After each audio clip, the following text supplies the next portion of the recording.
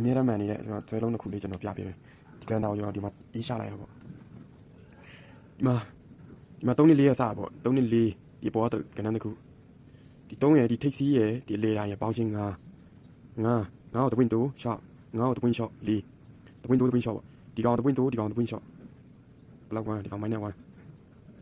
9တပွင့်2 9တပွင့် shot အဲ့မှာအတွင်းတစ်ခုတည်းတစ်ခုထပ်မယ်မှာထပ်ပြီဒီမှာလဲ3 5လုံးပေါင်း8အဲ့မှာ8ကိုတပွင့်2တော့8ကိုတပွင့်2တော့9 8ကိုတပွင့် shot တော့9ဒီမှာ8ချောင်း9အဲ့မှာ9ဒီမှာလဲ6 9နှလုံးပေါင်း9 9တပွင့် shot 9တပွင့်2မယ်6 9တပွင့် shot 4မှာလဲ9 4တွဲအဲ့မှာနင်း9နှလုံးပေါင်း9အဲ့9လဲ9တပွင့်2တော့8တပွင့် shot တော့6 9တပွင့်2တပွင့် shot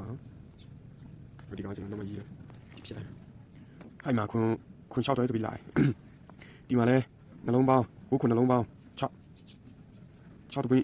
2 9 6တပွင့် shot 9အဲ့မှာ9 6တွဲဒီမှာလဲ8 6နှလုံးပေါင်း4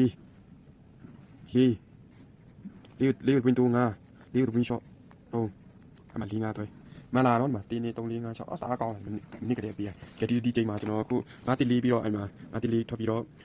6တင်းနေထွက်တယ်6တင်းနေထွက်တယ်6တင်းနေပြီးတော့3ညခွန်ထွက်တယ်အဲ့3ညခွန်အဲ့မှာခုချိန်မှာတွဲလုံးတစ်ခုလေးရမှာဒီ6ရတိဒီရတော့နှလုံးပေါင်းခွန်အဲ့မှာနှလုံးပေါင်းခွန်တပွင့်2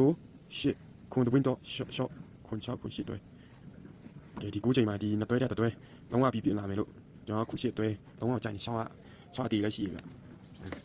တွဲမှာခွန်ပိုင်လေးနဲ့ခု8လေးနဲ့တွဲပါမယ်ကျွန်တော်ရတဲ့3 8တလုံးလေးနဲ့တွဲတယ်ဒါဆိုရင်